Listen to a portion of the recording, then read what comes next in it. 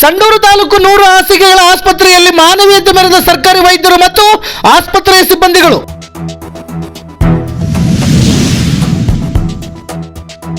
ಅನಾಥ ರೋಗಿಯೊಬ್ಬರನ್ನು ತಿಂಗಳುಗಟ್ಟಲೆ ಸಲಹಿ ಅಧಿಕೃತವಾಗಿ ಬೆಂಗಳೂರಿನ ಆಶ್ರಮಕ್ಕೆ ಸೇರಿಸಿ ಮಾನವೀಯತೆ ಮೆರೆದ ಸಿಬ್ಬಂದಿಗಳು.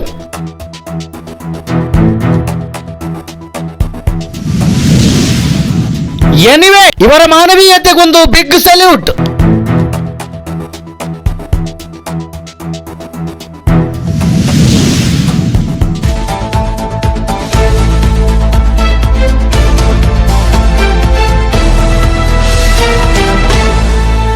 ವೀಕ್ಷಕರೇ ನಮಸ್ಕಾರ, ಗರುಡ ನ್ಯೂಸ್ಗೆ ಸ್ವಾಗತ. ನಾನು ನಿಮ್ಮ ಮಲ್ಲೇಶ್ ಕಮತೂರ್. ವೀಕ್ಷಕರೇ, ಇವತ್ತು ನಾನು ಬಳ್ಳಾರಿ ಜಿಲ್ಲೆ ಸಂಡೂರು ತಾಲೂಕು ಸಂಡೂರು ಸರ್ಕಾರಿ ಆಸ್ಪತ್ರೆಯ ವೈದ್ಯರ ಹತ್ರ ಬಂದಿದ್ದೀನಿ. ಇವತ್ತು ಬಹುತೇಕ ಆ ಸಂಡೂರು ತಾಲೂಕಿನ ಪಬ್ಲಿಕ್ಸ್ ಯಾವುದೇ ಒಂದು ಇಲಾಖೆ ಆಗಿರ್ಬೋದು, ಅದರಲ್ಲೂ ಸರ್ಕಾರಿ ಇಲಾಖೆಗಳಲ್ಲಿ ಬರ್ತಕ್ಕಂಥ ಸರ್ಕಾರಿ ಆಸ್ಪತ್ರೆಯ ನ್ಯೂನತೆಗಳ ಬಗ್ಗೆ ಹೆಚ್ಚು ಪ್ರಚಾರ ಮಾಡ್ತಕ್ಕಂಥದನ್ನ ಮತ್ತು ಜನಗಳಿಗೆ ತೋರಿಸ್ತಕ್ಕಂಥ ಕೆಲಸ ಮಾಡ್ತಿರ್ತಾರೆ. ವೀಕ್ಷಕರು, ಇವತ್ತು ನಾನು ಇನ್ನೊಂದು ವಿಶೇಷವಾಗಿ ತೆರೆ ಹಿಂದೆ ಕೆಲವೊಂದಷ್ಟು ವೈದ್ಯಾಧಿಕಾರಿಗಳು ತೆರೆ ಹಿಂದೆ ಒಳ್ಳೆ ಕೆಲಸಗಳನ್ನು ಮಾಡ್ತಕ್ಕಂಥ ಒಂದಷ್ಟು ವಿಷಯಗಳ ಬಗ್ಗೆ ಇವತ್ತು ನಾನು ನಿಮಗೆ ತೋರಿಸ್ತಕ್ಕಂಥ ಒಂದು ಪ್ರಯತ್ನಕ್ಕೋಸ್ಕರವಾಗಿ ಇವತ್ತು ನಾನು ಬಂದಿದ್ದೀನಿ. ಇಲ್ಲಿ ಸರ್ಕಾರಿ ಆಸ್ಪತ್ರೆಯಲ್ಲಿ ಸಂಡೂರಿನ 100 ಬೆಡ್ ಹಾಸ್ಪಿಟಲ್ ನಿರ್ವಹಿಸ್ತಕ್ಕಂಥ ಪವನ್ ಸರ್ ಅವ್ರ ಹತ್ರ ಬಂದಿದ್ದೀನಿ. ಅಂದ್ರೆ ಕುಟುಂಬಕ್ಕೆ ಬೇಡವಾಗಿರ್ತಕ್ಕಂಥ ಒಂದು ಪೇಷಂಟ್ ಅನ್ನ ಅನಾಥಾಶ್ರಮಕ್ಕೆ ಕಳಿಸ್ತಕ್ಕಂಥ ಒಂದು ಬಹುದೊಡ್ಡ ಜವಾಬ್ದಾರಿಯನ್ನು ಹೊತ್ತು ಇಲ್ಲಿನ ಸರ್ಕಾರಿ ಆಸ್ಪತ್ರೆಯ ಸಿಬ್ಬಂದಿಗಳು, ಆಮೇಲೆ ಇಲ್ಲೇ ವೈದ್ಯಾಧಿಕಾರಿಗಳ ಒಂದು ಸಲಹೆ ಮೇರೆಗೆ ಅಂತ ಒಂದು ಒಳ್ಳೆ ಕೆಲಸಗಳನ್ನು ಮಾಡಿರ್ತಾರೆ. ಇದು ಒಂದು ಉದಾಹರಣೆ ಅಷ್ಟೇ. ಈ ಹಿಂದೆ ಕೂಡ ಸರಿಸುಮಾರು ಕೆಲಸಗಳನ್ನ, ಈ ತರದ ಕೆಲಸಗಳನ್ನ ಇಲ್ಲಿನ ಸರ್ಕಾರಿ ಆಸ್ಪತ್ರೆ ಸಿಬ್ಬಂದಿಗಳು ಮಾಡಿರ್ತಾರೆ. ಅದಕ್ಕೆ ಪೂರ್ವಕವಾಗಿ ಇವತ್ತು ನಾವು ಡಾಕ್ಟರ್ ಪವನ್ ಅವ್ರ ಹತ್ರ ಮಾತಾಡ್ತಾ ಇದೀವಿ. ಬನ್ನಿ ಸ್ನೇಹಿತರೆ. ಸರ್ ನಮಸ್ಕಾರ. ನಮಸ್ಕಾರ. ಗರುಡ ನ್ಯೂಸ್ಗೆ ಸ್ವಾಗತ. ಧನ್ಯವಾದಗಳು. ಸರ್, ಈಗ ನಾವು ಕೇಳ್ಪಟ್ಟಂಗೆ ಮತ್ತು ಕಂಡಂಗೆ ಸರ್ಕಾರಿ ಆಸ್ಪತ್ರೆಯನ್ನ ಒಂದು ಅನಾಥಾಶ್ರಮದ ರೀತಿಯಲ್ಲಿ ಕೆಲವೊಂದಷ್ಟು ಅನಾಗರಿಕರು ಅಂದ್ರೆ ತಪ್ಪಿಲ್ಲ, ಆ ತರ ಅನಾಗರಿಕ ಮನಸ್ಥಿತಿ ಇರ್ತಕ್ಕಂಥವ್ರು ತಮ್ಮ ವಯಸ್ಸಾದ ತಂದೆ ತಾಯಿಗಳನ್ನ ಅಥವಾ ಏನು TB ಕಾಯಿಲೆ ಇರ್ತಕ್ಕಂಥವ್ರನ್ನ ಈ ರೀತಿ ಬೇರೆ ಬೇರೆ ರೀತಿ ಕಾಯಿಲೆ ಇರ್ತಕ್ಕಂಥವ್ರನ್ನ ತಗೊಂಡ್ ಬಂದ್ಬಿಟ್ಟು ಇಲ್ಲಿ ಆಸ್ಪತ್ರೆ ಕಂಪೌಂಡ್ ಅಲ್ಲಿ ಬಿಟ್ಟು ಹೋಗ್ತಕ್ಕಂಥದ್ದು, ಅಥವಾ ಸರ್ಕಾರಿ ಆಸ್ಪತ್ರೆಯಲ್ಲಿ ಅಡ್ಮಿಟ್ ಮಾಡ್ಬಿಟ್ಟು ಅವರನ್ನ ಒಂದು ಸಾರಿ ಕೂಡ ಬಂದು ಮಾತಾಡಿಸದೆ ಹೋಗ್ತಕ್ಕಂಥದ್ದುಗಳನ್ನ ಸಾಕಷ್ಟು ನಾವು ಕೂಡ ನೋಡಿದ್ದೇವೆ. ಅವುಗಳನ್ನ ತಾವು ಅತ್ಯಂತ ಮುತುವರ್ಜಿ ವಹಿಸಿ ಅವರನ್ನ ಸೇಫ್ ಆದ ಸ್ಥಳಗಳಿಗೆ, ಅಂದ್ರೆ ಅವ್ರಿಗೆ ಇಲ್ಲಿ ಎಷ್ಟು ಸಾಧ್ಯ ಅಷ್ಟು ಟ್ರೀಟ್ಮೆಂಟ್ ಗಳನ್ನ ಕೊಟ್ಟು ಅವರನ್ನ ಅನಾಥಾಶ್ರಮಗಳಿಗೆ ಬಿಟ್ಟು ಬರ್ತಕ್ಕಂಥ ಕೆಲಸಗಳನ್ನ ತಾವು ತೆರೆ ಹಿಂದೆ ನಿಂತು ಮಾಡಿದಿರಿ ಅಂತಕ್ಕಂಥವು ಒಂದಷ್ಟು ಮಾಹಿತಿಗಳು ನಮ್ಮ ಮಾಧ್ಯಮಕ್ಕೆ ಲಭ್ಯವಾದವು. ಹಾಗಾಗಿ ತಮ್ಮನ್ನು ಒಂದ್ಸರಿ ಭೇಟಿ ಆಗೋಣ ಅಂತ ಬಂದಿದ್ದೀವಿ ಸರ್. ಇದಕ್ಕೆ ಪೂರ್ವಕವಾಗಿ ತಾವು ಏನ್ ಹೇಳ್ತೀರಾ? ನಮಸ್ಕಾರ. ಈಗ ನಮ್ಮ ಆಸ್ಪತ್ರೆಯಲ್ಲಿ ಕೆಲವು ಈ ತರದ ನಿದರ್ಶನಗಳು ಆಗಿದೆ. ಈಗ ರೀಸೆಂಟ್ ಆಗಿ ಹೇಳಬೇಕು ಅಂದ್ರೆ 10ನೇ ತಾರೀಕು ಮಧ್ಯಾಹ್ನದ ಡ್ಯೂಟಿ ಪಾಳಿಯಲ್ಲಿ ರಂಜಿತ್ಪುರದಿಂದ ಒಬ್ಬ ನಿರ್ಗತಿಕನ್ನ, ಬಹುಶಃ ನಿರ್ಗತಿಕ ಅಂತಾನೆ ಹೇಳಿದ್ರು ನಮ್ಗೆ ಕರ್ಕೊಂಡ್ ಬಂದಾಗ. 108 ಆಂಬುಲೆನ್ಸ್ ಅಲ್ಲಿ ಬೀದಿ ಬದಿಯಲ್ಲಿ ಬಿದ್ದಿದ್ದ, ಆತಂಗೆ ನೋಡೋರು ಯಾರು ಇಲ್ಲ ಅಂತ ಹೇಳಿ ಕರ್ಕೊಂಡ್ ನಮ್ಮಲ್ಲಿ ಬಿಟ್ರು. ಕರ್ಕೊಂಡ್ ಬಂದಾಗ ಆತನ್ಗೆ ಊಟ ಮಾಡಿನ ಒಂದು 5 ದಿನ ಆಯ್ತು ಅಂತ ಹೇಳಿದ್ರು. ಅದಕ್ಕೆ ಮುಂಚೆ ಪಾರ್ಶ್ವ ಆಗಿತ್ತಂತೆ, ಒಂದು ಕೈ ಒಂದು ಕಾಲದ ಮೂವ್ಮೆಂಟು ಇದ್ದಿದ್ದಿಲ್ಲ. ಸೊ ಬಂದಾಗ ಆತ ಮಾತಾಡುವ ಶಕ್ತಿನೂ ಅವನಲ್ಲಿ ಇದ್ದಿದ್ದಿಲ್ಲ. ಹಾಗಾಗಿ 108 ಬಂದು ನಮ್ಮಲ್ಲಿ ಬಿಟ್ಟು ಹೋಗ್ಬಿಟ್ರು. ನಾವು ಕೇಳಿದ್ವಿ, ಇದು ಅಟ್ಲೀಸ್ಟ್ ಅಡ್ರೆಸ್ ಏನಾದ್ರು ಕೇಳಿ ಅಂದ್ರೆ ಅವ್ರು ನಮ್ಗೆ ಏನೂ ಗೊತ್ತಿಲ್ಲ ಅಂತ ಹೇಳಿ ಬಿಟ್ಟು ಹೋಗ್ಬಿಟ್ರು. ಅವತ್ತಿನ ದಿವಸ ಆಮೇಲೆ ನಮ್ಮಲ್ಲಿ ನಾವು ಟ್ರೀಟ್ಮೆಂಟ್ ಎಲ್ಲ ಕೊಟ್ವಿ. ನಾವು ಮೇನ್ ಅವ್ರನ್ನ ಟ್ರೀಟ್ಮೆಂಟ್ ಕೊಟ್ಟು ಅವ್ರದ್ದು ಪೂರ್ತಿ ಬಂದಾಗ ಪರಿಸ್ಥಿತಿ ಅವ್ರದ್ದು ಮಲಿನವಾಗಿತ್ತು. ಬಟ್ಟೆ ಆಗ್ಲಿ ಇದ್ದಿದ್ದಿಲ್ಲ, ಆಮೇಲೆ ಮಲಮೂತ್ರ ಎಲ್ಲ ಹಾಗೆ ಮಾಡ್ಕೊಂಡೆಲ್ಲ ಮಲಿನವಾಗಿತ್ತು. ಅವರು ನಮ್ಮ ಸಿಬ್ಬಂದಿ ಎಲ್ಲ, ನಮ್ಮ ಆಸ್ಪತ್ರೆ ಸಿಬ್ಬಂದಿ, ಸ್ಟಾಫ್ ನರ್ಸ್ ಆಗ್ಲಿ, ಗ್ರೂಪ್ ಡಿ ಆಗ್ಲಿ ಯಾರಿದ್ದಾರೆ ಅವ್ರನ್ನ ಅತಿ ಹೆಚ್ಚು ಮುತುವರ್ಜಿಯಿಂದ ಟ್ರೀಟ್ಮೆಂಟ್ ಕೊಟ್ಟು, ಆಮೇಲೆ ಒಂದು ವಾರದವರೆಗೂ ನಮ್ಮಲ್ಲಿ ನಾವು ಡ್ರಿಪ್ಸ್ ಹಾಕೋದಾಗ್ಲಿ, ಟ್ರೀಟ್ಮೆಂಟ್ ಆಗ್ಲಿ ಅವ್ರಿಗೆಲ್ಲ ಕೊಟ್ಟು, ಆಮೇಲೆ ಮುಂಚೆ ಪಾರ್ಶ್ವ ಆಗಿದ್ದಕ್ಕೆ ಸಂಬಂಧಪಟ್ಟಂಗೂ ನಮ್ಮಲ್ಲಿ ಇದ್ದಿದ್ದ ಡಾಕ್ಟರ್ ಎಲ್ಲರೂ ಅವ್ರಿಗೆ ಟ್ರೀಟ್ಮೆಂಟ್ ಕೊಟ್ಟಿದ್ದಾರೆ. ಆಮೇಲೆ ಸುಮಾರು ಉತ್ತಮ ಮಾತಾಡುವ ಪರಿಸ್ಥಿತಿಯಲ್ಲಿ ಬಂದ್ರು. ಆಮೇಲೆ ಪೂರ್ತಿ ಎಲ್ಲೋ ಅಳ್ಳಳ್ಳಂತ ಪರಿಸ್ಥಿತಿ ಇದ್ದಾಗ ಅಥವಾ ಪಾರ್ಶ್ವ ಆಗಿದ ಕಾರಣಕ್ಕೆ ದೇಕೊಂತ ತಿರ್ಗಾಡೋದಾಗ್ಲಿ ಸ್ವಲ್ಪ ಸರಿಯೋದೆಲ್ಲ ಆಯ್ತು. ನಾವು ಆಮೇಲೆ ಪೊಲೀಸ್ ಇಲಾಖೆಯಲ್ಲಿ ಭೇಟಿಯಾದ್ವಿ. ಈ ತರ ಬಂದಿದ್ದಾರೆ, ನಮ್ಗೆ ಇವ್ರನ್ನ ಸ್ವಲ್ಪ ಟ್ರೇಸ್ ಮಾಡಿ ಕೊಡಿ, ಇವ್ರ ಮನೆಯವ್ರನ್ನ ಅಂತ. ಅವಾಗ ಗೊತ್ತಾಯ್ತು ಅವ್ರ ಮನೆಯವರು, ಅವ್ರ ಹೆಂಡತಿ ಆಗ್ಲಿ ಮಕ್ಕಳಾಗ್ಲಿ ಅವ್ರನ್ನ ಯಾರು ನೋಡ್ಕೊತಾ ಇಲ್ಲ. ಹಾಗಾಗಿ ಬಿಟ್ಟು ಹೋಗಿದ್ದಕ್ಕೆ ಈ ಪರಿಸ್ಥಿತಿ ಬಂತು ಅಂತ ಗೊತ್ತಾಯ್ತು. ಯಾವ ಪೇಷಂಟ್ ಅಂತ ಗೊತ್ತಾಯ್ತು ಸರ್?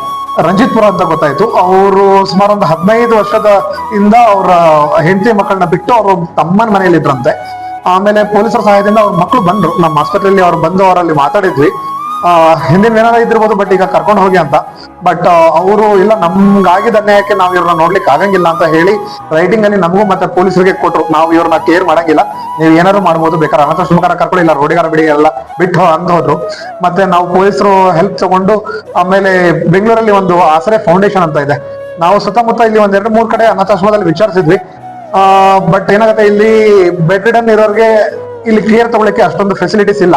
ನಾವು ಬರೀ ಅನಾಥರ ಇದ್ರೆ ನಾವು ಕರ್ಕೊಂತೀವಿ, ಬಟ್ ಬೆಡ್ ರಿಡನ್ ಇರೋರಿಗೆ ನಮ್ಗೆ ಆಗಂಗಿಲ್ಲ ಅನ್ನೋದಕ್ಕಾಗಿ ಇಲ್ಲಿ ಯಾರು ನಮಗೆ ಸಿಗ್ಲಿಲ್ಲ. ಹಾಗಾಗಿ ಆಸರೆ ಫೌಂಡೇಶನ್ ಅಂತ ಹೇಳಿ ಬೆಂಗಳೂರಲ್ಲಿ ನಾವು ನಮ್ಮ ಸಿಬ್ಬಂದಿಯೊಡನೆ ಅವ್ರನ್ನ ಅಲ್ಲಿ ಕೊಟ್ಟು ಕಳಿಸಿ, ಆಮೇಲೆ ಪೊಲೀಸರ ಕಡೆಯಿಂದನೂ ಎಲ್ಲ ಎಂಕ್ವೈರಿ ಮಾಡಿಸಿ ಅವ್ರಿಗೆ ಯಾರು ನೋಡ್ಕೊಳಕ್ಕೆ ಜನರು ಇಲ್ಲ ಅಂತ ಕನ್ಫರ್ಮ್ ಆದ್ಮೇಲೆ ಅಲ್ಲಿ ನಾವು ಆಶ್ರಯಲ್ಲಿ ನಾವು ಅಡ್ಮಿಷನ್ ಮಾಡಿಸಿ ಬಂದ್ವಿ. ಈ ತರದ ನಿಮ್ಮ ಒಂದು ಮಾನವೀಯತೆಗೆ ಗರುಡ ಮಾಧ್ಯಮದಿಂದ ತಮಗೆ ಕೃತಜ್ಞತೆಗಳನ್ನು ಸಲ್ಲಿಸ್ತಾ ಇದ್ದೀವಿ ಸರ್. ಇದನ್ನು ಮುಂದುವರೆದು ಮಾತಾಡೋದಾದ್ರೆ ಈ ಹಿಂದೆ ಕೂಡ ಇದೇ ತರದ ಒಂದು 8-10 ಕೇಸುಗಳನ್ನು ಕೂಡ ಆಗಿದೆ ಅಂತ ಹೇಳ್ಬಿಟ್ಟು ಕೇಳ್ಪಟ್ಟಿವಿ ಸರ್. ಅವುಗಳನ್ನು ಕೂಡ ತಾವು ಬೇರೆ ಬೇರೆ ಅನಾಥಾಶ್ರಮಗಳಿಗೆ ಕಳ್ಸಕ್ಕಂಥದ್ದು ಅಥವಾ ಅವರ ಮನೆಗಳಿಗೆ ಕಳ್ಸಕ್ಕಂಥ ಕೆಲಸ ಏನಾದ್ರು ಮಾಡಿದ್ರೆ ಸರ್? ಇದೆ, ನಮ್ಮಲ್ಲಿ ಒಬ್ರು ಬಸಣ್ಣ ಅಂತ ಹೇಳಿ ಸುಮಾರು ವರ್ಷಗಳಿಂದ ನಮ್ಮಲ್ಲೇ ಮನೆ ಮಾಡ್ಕೊಂಡಿದ್ರು ಅಂತಾನೆ ಹೇಳ್ಬೋದು. ನಮ್ಮ ಹಾಸ್ಪಿಟಲ್ ಅವ್ರಿಗೆ ಮನೆ ಆಗಿತ್ತು. ನಾವೇ ಅವ್ರಿಗೆ ಊಟ ನಮ್ಮ ಆಸ್ಪತ್ರೆ ಪೇಷಂಟ್ಸ್ ನಾವೇನು ಊಟ ಕೊಡ್ತಿದ್ವಿ ಅದೇ ಊಟ ಮಾಡ್ಕೊಂಡು ನಮ್ಮ ಆಸ್ಪತ್ರೆಯಲ್ಲೇ ಹೊರಗಡೆ ಲಾಬಿಯಲ್ಲೆಲ್ಲ ಇದ್ರು. ಬಟ್ ಅವ್ರ ಮನೆಯವರು ಮುಂಚೆ ಶಿಕ್ಷಕರಿದ್ರಂತೆ, ಅದು ಇನ್ನೂ ಹೇಳಲಿಕ್ಕೆ ದುಃಖ ಆಗತ್ತೆ ಆ ವಿಷಯನ. ಶಿಕ್ಷಕರಿದ್ದು ಆ ಪರಿಸ್ಥಿತಿ ಮುಟ್ಟಿದ್ದು, ಅವ್ರ ಮನೆಯಲ್ಲಿ ಯಾರು ಅವ್ರನ್ನ ನೋಡ್ಕೊಳ್ಳಿಲ್ಲ. ಹಾಗಾಗಿ ಮಾನಸಿಕ ಅಸ್ವಸ್ಥರಾಗಿ ನಮ್ಮ ಆಸ್ಪತ್ರೆಯಲ್ಲೇ ಕೂಡಕೊಂತ ಎಲ್ಲ ಇದ್ರು. ನೋಡಿ ಅದಕ್ಕೆ ಆಮೇಲೆ ಮತ್ತೆ ಅದಕ್ಕೂ ಸೇಮ್ ಪ್ರೊಸೀಜರ್ ಫಾಲೋ ಮಾಡಿದ್ವಿ. ಅವ್ರ ಮನೆಯವ್ರು ಯಾರು ಬರ್ಲಿಲ್ಲ. ಪೊಲೀಸರ ಕಡೆಯಿಂದ ತಗೊಂಡು ಆಮೇಲೆ ಜಡ್ಜ್ ಸಾಹೇಬ್ರ ಕಡೆಯಿಂದ ಪರ್ಮಿಷನ್ ಎಲ್ಲ ತಗೊಂಡು ಧಾರವಾಡ ಮೆಂಟಲ್ ಇನ್ಸ್ಟಿಟ್ಯೂಟ್ ಡಿಮ್ಯಾನ್ಸ್ ಅಂತ ಏನ್ ಹೇಳ್ತೀವಿ, ಡಿಮ್ಯಾನ್ಸ್ ಇದೆ ಧಾರವಾಡಲ್ಲಿ, ಅಲ್ಲಿ ಹೋಗ್ಬಿಟ್ಟು ನಾವು ಅಡ್ಮಿಷನ್ ಮಾಡಿಸಿದ್ವಿ. ಅಲ್ಲಿ ಸುಮಾರು ಒಂದು 6 ರಿಂದ 9 ತಿಂಗಳು 8 ತಿಂಗಳವರೆಗೂ ಅಲ್ಲೇ ಇದ್ರು. ಅಲ್ಲಿ ಪೂರ್ತಿ ಗುಣಮುಖರ ಆದ್ರು. ಅವರು ಗುಣಮುಖರ ಆದ್ಮೇಲೆ ಬಳ್ಳಾರಿ ನಿರ್ಗತಿಕರ ಕೇಂದ್ರ ಬಂದು ಅಲ್ಲಿ ಅವರು ಅವಾಗ ಅಲ್ಲಿ ಕೋರ್ಟ್ ಆದೇಶದಿಂದಾನೆ ಅವ್ರು ಆರಾಮಾಗಿದ್ದಾರಂತ ಡಿಮ್ಯಾಂಡ್ಸ್ ಇಂದ ಬಳ್ಳಾರಿಗೆ ಅವ್ರನ್ನ ಸ್ಥಳಾಂತರ ಮಾಡಿದಾಗ. ಅದಾದ್ಮೇಲೆ ಕೂಡ ಅವ್ರ ಮನೆಯವ್ರು ಯಾರು ಬರ್ಲಿಲ್ಲ ಅಂತ ಕೇಳ್ಪಟ್ವಿ. ಅದಾದ್ಮೇಲೆ ಸಮಸ್ಯೆ ಆಗಿ ಅವರು ತೀರ್ಕೊಂಡ್ರು ಅಂತ ಹೇಳಿ, ಅದಾಗಿ ಸುಮಾರು 1 ವರ್ಷ ಆದ್ಮೇಲೆ ಅವ್ರು ತೀರ್ಕೊಂಡ್ರು ಅಂತ ತಿಳಿಯಿತು. Okay, thank you sir. ಇಷ್ಟೊತ್ತು ಗರುಡ ನ್ಯೂಸ್ ಜೊತೆ ತಮ್ಮ ಒಂದು ತೆರೆ ಹಿಂದಿನ ಒಂದು ಸೇವೆಯನ್ನ ಮತ್ತು ಮಾನವೀಯತೆ ಮೆರೆದಿರ್ತಕ್ಕಂಥ ಒಂದು ಘಟನೆ ಕೂಡ ನಮ್ಮ ಮಾಧ್ಯಮದ ಮುಂದೆ ಅನ್ಸ್ಕೊಂಡ್ರಿ. ಈಗ ನಾವು ಇದೇ ವಿಷಯಕ್ಕೆ ಸಂಬಂಧಪಟ್ಟಂಗೆ ವೀಕ್ಷಕರು ಈಗ ನಮ್ಮ ಜೊತೆ ಡಾಕ್ಟರ್ ಇಂದ್ರಾಣಿ ಮೇಡಮ್ ಅವರು ಕೂಡ ನಮ್ಮ ಜೊತೆಲಿ ಇದ್ದಾರೆ. ಅವರನ್ನು ಕೂಡ ಮಾತಾಡ್ಸಕ್ಕಂತ ಒಂದು ಪ್ರಯತ್ನ ಮಾಡ್ತೀನಿ. ಅಂದ್ರೆ ಈಗ ತಂದೆ ತಾಯಿಗಳನ್ನ, ವಯಸ್ಸಾಗಿರ್ತಕ್ಕಂಥ ತಂದೆ ತಾಯಿಗಳನ್ನ ಆಸ್ಪತ್ರೆಗಳಲ್ಲಿ ಮತ್ತು ಅನಾಥಾಶ್ರಮಗಳಲ್ಲಿ ಬಿಟ್ಟೋಗ್ತಕ್ಕಂಥವ್ರಿಗೆ, ಆಮೇಲೆ ವಿಶೇಷವಾಗಿ ಸರ್ಕಾರಿ ಆಸ್ಪತ್ರೆಯನ್ನ ಒಂದು ಅನಾಥಾಶ್ರಮದ ರೀತಿಲಿ ತಂದು ಬಿಟ್ಟೋಗ್ತಕ್ಕಂಥವ್ರಿಗೆ ಮೇಡಮ್ ಅವರು ಕೂಡ ಏನ್ ಹೇಳ್ತಾರೆ ಅಂತಕ್ಕಂಥ ಒಂದು ಮಾತನ್ನ ಕೇಳ್ತೀನಿ. ಮೇಡಮ್ ನಮಸ್ತೆ. ಸರ್ಕಾರಿ ಆಸ್ಪತ್ರೆಗಳಲ್ಲಿ ತಮ್ಮ ವಯಸ್ಸಾದ ತಂದೆ ತಾಯಿಗಳನ್ನ ಮತ್ತು TB ಪೇಷಂಟ್ಗಳನ್ನ ಅಥವಾ HIV ಪೇಷಂಟ್ಗಳನ್ನ ಕೂಡ ತಂದು ಇಲ್ಲಿ ಬಿಟ್ಟು ತದನಂತರ ನಮ್ಗೂ ಅವ್ರಿಗೆ ಯಾವುದೇ ರೀತಿ ಸಂಬಂಧ ಇಲ್ಲ ಅಂತಕ್ಕಂಥ ಒಂದು ರೀತಿಯಲ್ಲಿ ವರ್ತನೆ ಮಾಡ್ತಕ್ಕಂಥ ಮಕ್ಕಳಿಗೆ ತಾವೇನ್ ಹೇಳ್ತಾರೆ ಮೇಡಮ್? ನಾನು ಡಿಸ್ಟ್ರಿಕ್ಟ್ TB ಮತ್ತು HIV ನೋಡ್ಕೊಳ್ಳುವಂತ ಒಂದು ಪ್ರೋಗ್ರಾಮ್ ಆಫೀಸರ್ ಆಗಿದ್ದು, ನಾನು ಇದು ಸರಿಸಾಮಾನ್ಯ ಎಲ್ಲಾ ತಾಲೂಕುಗಳಲ್ಲಿ ಇದನ್ನ ನೋಡ್ತಾ ಇದ್ದೀನಿ. ಒಂದು ತಂದೆ ತಾಯಿನ ಅಥವಾ ಮಕ್ಕಳನ್ನ ಪೋಷಕರು ಮನೆಯಿಂದ ಹೊರಗೆ ಹಾಕೋದು ಅಥವಾ ತಂದೆ ತಾಯಿನ ಮನೆಯಿಂದ ಹೊರಗೆ ಹಾಕೋದು, ಕಾಯಿಲೆ ಬಂದ ಕೂಡ್ಲೆ ಅವರಿಗೆ ನೋಡ್ಕೊಳ್ದೆ ಇರೋದು, ಇದನ್ನ ನಾನು ಪ್ರತಿ ದಿನನೂ ಒಂದಲ್ಲ ಒಂದ್ ಕಡೆಯಿಂದ ಕಂಪ್ಲೇಂಟ್ ಕೇಳ್ತಾನೆ ಇರ್ತೀನಿ. ಅವರಿಗೆ ನಾವು ನಿರಾಶ್ರಿತರ ಕೇಂದ್ರದಲ್ಲಿ ಅಥವಾ ನಮ್ಮ TB ಸ್ಯಾನಿಟೋರಿಯಂನಲ್ಲಿ ಅಡ್ಮಿಟ್ ಮಾಡೋದು, ಅವ್ರಿಗೆ ಸಂಸ್ಥೆಗಳಿಂದ ಏನಾದ್ರೂ ಒಂದು ಅನುದಾನ ಸಿಗೋಂಗ್ ಮಾಡೋದು, ಈ ತರ ಎಲ್ಲ ಹೆಲ್ಪ್ ಮಾಡ್ತಾ ಇರ್ತೀವಿ. ಸಮಾಜದಲ್ಲಿ ಇದೊಂದು ಕೆಟ್ಟು ಪಿಡುಗು ಅಂತ ಹೇಳ್ಬೋದು. ಏನಾದ್ರೂ ಕಾಯಿಲೆ ಬಂದ್ ಕೂಡ್ಲೆ ಈ ಕಾಯಿಲೆ ಏನಿದೆ ಆ ಕಾಯಿಲೆಯಿಂದ ದೂರ ಇರ್ಬೇಕು, ಅವ್ರನ್ನ ಅಸಹ್ಯವಾಗಿ ನೋಡೋದು ಒಂದು ವರ್ತನೆ ಇದು ಬದಲಾಗ್ಬೇಕು. ಯಾಕಂದ್ರೆ ಕಾಯಿಲೆ ಒಬ್ರಿಗೆ ಬರುತ್ತಂತಲ್ಲ, ಯಾರಿಗಾದ್ರೂ ಬರ್ಬೋದು, ಸ್ವತಃ ಅವರಿಗೂ ಬರಬಹುದು. ಸೊ ಅದನ್ನ ತಿಳ್ಕೊಳ್ಬೇಕು. ಕಾಯಿಲೆ ಅವ್ರಿಗೆ ಬಂದಾಗ ಅವ್ರಿಗೆ ಹೇಗ್ ಅನ್ಸುತ್ತೆ, ಎಲ್ಲರೂ ಅವ್ರನ್ನ ಬಿಟ್ಟಾಗ ಹೇಗ್ ಅನ್ಸುತ್ತೆ ಅನ್ನೋದು ಜನರು ತಿಳ್ಕೊಳ್ಬೇಕು. ಕಾಯಿಲೆ ಬಂದ್ ಕೂಡ್ಲೆ ಆಸ್ಪತ್ರೆಗೆ ಕರ್ಕೊಂಡ್ ಬರ್ಬೇಕು, ಅವ್ರಿಗೆ ಚಿಕಿತ್ಸೆ ಕೊಡಿಸ್ಬೇಕು, ಅವ್ರಿಗೆ ಒಳ್ಳೆ ಆರೈಕೆ ಕೊಡ್ಬೇಕು, ಬೆಂಬಲ ಕೊಡ್ಬೇಕು. ಮಾನಸಿಕವಾಗಿ ಕುಗ್ಗಿರ್ತಾರೆ ಅಂತವ್ರಿಗೆ ಬೆಂಬಲ ಕೊಟ್ಟಾಗ ಆ ಕಾಯಿಲೆಯಿಂದ ಹೊರಗಡೆ ಬರ್ತಾರೆ. ನಮ್ಮಂಗೆ ಅವರು ಜೀವನದಲ್ಲಿ ಚೆನ್ನಾಗಿ ಬದುಕ್ಬೋದು. ಅದ್ಬಿಟ್ಟು ಅವ್ರನ್ನ ಹೊರಗಡೆ ಹಾಕಿದಾಗ ಅವರು ಕಾಯಿಲೆಯಿಂದಲ್ಲ, ಒಂದು ಮಾನಸಿಕವಾಗಿ ಕೊರಗಿಂದ ಅವರು ನರಳ್ತಾರೆ, ಅದ್ರಲ್ಲಿಂದ ಕುಗ್ಗಿ ಹೋಗ್ತಾರೆ, ಸಾಯ್ತಾರೆ. ಅಂತವ್ರಿಗೆ ಆತ್ಮಸ್ಥೈರ್ಯ ಮತ್ತು ಫ್ಯಾಮಿಲಿ ಸಪೋರ್ಟ್ ತುಂಬಾ ಇಂಪಾರ್ಟೆಂಟ್. ಸೊ ದುಡ್ಡಿಲ್ದೆ ಇರ್ಬೋದು, ನಮಗೆ ಫ್ರೀ ಆಗಿ ಸರ್ಕಾರಿ ಆಸ್ಪತ್ರೆಗಳಲ್ಲಿ ಎಲ್ಲ ಒಂದು ಆರೈಕೆನೂ ಸಿಗುತ್ತೆ, ಸವಲತ್ತು ಸಿಗುತ್ತೆ, ಅದಕ್ಕೆ ಔಷಧಗಳು ಸಿಗುತ್ತೆ.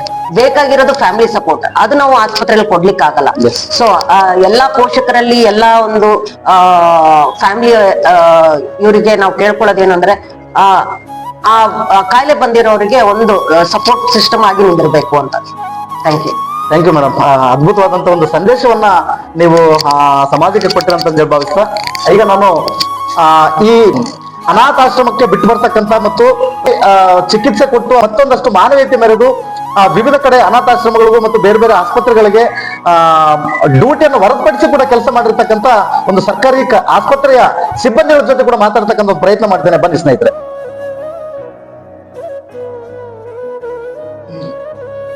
ಬ್ರದರ್ ನಮಸ್ತೆ. ನಿಮ್ಮ ಹೆಸರು? ನಮ್ಮ ಹೆಸರು ರಾಜು ಅಂತ. ರಾಜು ಅಂತ ಹೇಳಿ. ಈಗ ನಿಮ್ಮ ಒಂದು ಟೀಮ್ನಿಂದ ಎಷ್ಟು ಜನಗಳನ್ನ ಬೇರೆ ಕಡೆ ಅನಾಥಾಶ್ರಮಗಳಿಗೆ ಬಿಟ್ಟು ಬರ್ತಕ್ಕಂಥ ಕೆಲಸಗಳನ್ನ ಮಾಡಿದಿರಿ ಮತ್ತು ಇತ್ತೀಚೆಗೆ ಈ ಒಂದು 3-4 ಡೇಸ್ ಕೆಳಗಡೆ ಏನೋ ಒಂದು ಪೇಷಂಟ್ ನ ಆಶ್ರಯ ಅಂತಕ್ಕಂಥ ಒಂದು ಅನಾಥಾಶ್ರಮಕ್ಕೆ ಬಿಟ್ಟು ಬರ್ತೀರಿ. ಅವ್ರು ಯಾರು ಮತ್ತು ಇಲ್ಲಿಗೆ ಯಾವಾಗ ಬಂದಿದ್ರು, ಅವರ ಪರಿಸ್ಥಿತಿ ಹೇಗಿತ್ತು? ಅವ್ರ ಹೆಸರು ಹುಚ್ಚರಂಗಸ್ವಾಮಿ ಅಂತ, 52 ವರ್ಷ ಇದ್ರು, ರಣಜಿತ್ಪುರ. ಅವ್ರಿಗೆ ಹೆಂಡತಿ ಮಕ್ಕಳು ಎಲ್ಲ ಸಂಬಂಧಿಕರಿದ್ರು ಆಸ್ಪತ್ರೆಗೆ ಒಬ್ಬ ಅನಾಥ ಅಂತೇಳಿ ರೋಡ್ ಹತ್ರ ಇದ್ರಂತೆ. ಸೊ ಒಬ್ರು ಪಬ್ಲಿಕ್ 108 ಹಾಕಿ ನಮ್ಮ ಆಸ್ಪತ್ರೆಗೆ ಕಳ್ಸಿರ್ತಾರೆ. ನಾವು ಎಲ್ಲಾ ರೀತಿಯಿಂದ ಚಿಕಿತ್ಸೆ ಕೊಟ್ಟಿರ್ತೀವಿ. ಇವರೊಬ್ರು ನಿರಾಶ್ರಿತರು ಅಂತ ಹೇಳಿ ಗೊತ್ತಾಗಿರುತ್ತೆ. ಸೊ ಆ ಟೈಮಲ್ಲಿ ನಮ್ಮ ಮುಖ್ಯ ಆಡಳಿತ ವೈದ್ಯಾಧಿಕಾರಿಗಳ ಗಮನಕ್ಕೆ ತಂದು ನಾವು ಪೊಲೀಸರ ಗಮನಕ್ಕೂ ತಂದಿರ್ತೀವಿ. ಅವರು ಅವರ ಸಂಬಂಧಿಕರನ್ನ ಎಲ್ಲಾರನ್ನೂ ಕೂಡ ಇವರ ಬ್ಯಾಕ್ ಗ್ರೌಂಡ್ ಏನು, ಫೋನ್ ನಂಬರ್ ಎಲ್ಲಾನು ಕೂಡ ಕರೆ ಮಾಡಿ ಅವ್ರನ್ನ ಕರೆಸೋಂತ ವ್ಯವಸ್ಥೆ ಕೂಡ ಮಾಡ್ತೀವಿ. ಅವ್ರ ಮಗ, ಮಗಳು, ಹೆಂಡತಿ ಎಲ್ಲಾರು ಬಂದು ಇವ್ರ ನೋಡ್ಕೊಂಡು ಇವರ ಪರಿಸ್ಥಿತಿ ಹೇಗಿತ್ತು ಅನ್ನೋದನ್ನ ನಾವೆಲ್ಲ ಎಕ್ಸ್ಪ್ಲೇನ್ ಮಾಡಿದ್ಮೇಲೆನು ಅವ್ರದ್ದು ಕೌಟುಂಬಿಕ ಸಮಸ್ಯೆ 10 ವರ್ಷಗಳ ಹಿಂದೆ ಅವ್ರಿಗೆ ಡೈವರ್ಸ್ ಆಗಿರುತ್ತೆ. ಅವ್ರಿಗೆ ಎಲ್ಲಾ ರೀತಿಯಿಂದನೂ ಕೂಡ ನಾವು ಮನೆಗ್ ಕರ್ಕೊಂಡು ಹೋಗಿ ಅಂತಕ್ಕಂತ ಒಂದು ವಿಷಯಗಳನ್ನ ನಾವು ಕನ್ವಿನ್ಸ್ ಮಾಡ್ತೀವಿ. ಆದ್ರೂ ಕನ್ವಿನ್ಸ್ ಆಗಲ್ಲ. 10 ವರ್ಷನೇ ನಮ್ಗೆ ನೋಡ್ಕೊಂಡಿಲ್ಲ ಅಂದ್ಮೇಲೆ ಈಗ ನಾವು ಇವ್ರನ್ನ ತಗೊಂಡು ಏನ್ ಮಾಡೋಣ, ನಾವ್ ಹೆಂಗ್ ನೋಡೋಣ ಅಂತ ಹೇಳಿ ಅವರು ಫೈನಲಿ ನೀವು ಏನಾದ್ರೂ ಮಾಡಿ ಹಾಸ್ಪಿಟ್ಲಲ್ಲೇ ನೋಡ್ಕೊಳ್ತಿರೋ, ಏನ ಅನಾಥಾಶ್ರಮಕ್ಕೆ ಸೇರಿಸ್ತಿರೋ, ನಿಮಗ್ ಬಿಟ್ಟಿದ್ದು ಅಂತಕ್ಕಂತ ಒಂದು ವಿಷಯವನ್ನ ನಮ್ಮ ಸಾಹೇಬ್ರ ಗಮನಕ್ಕೆ ತಂದಿರ್ತಾರೆ.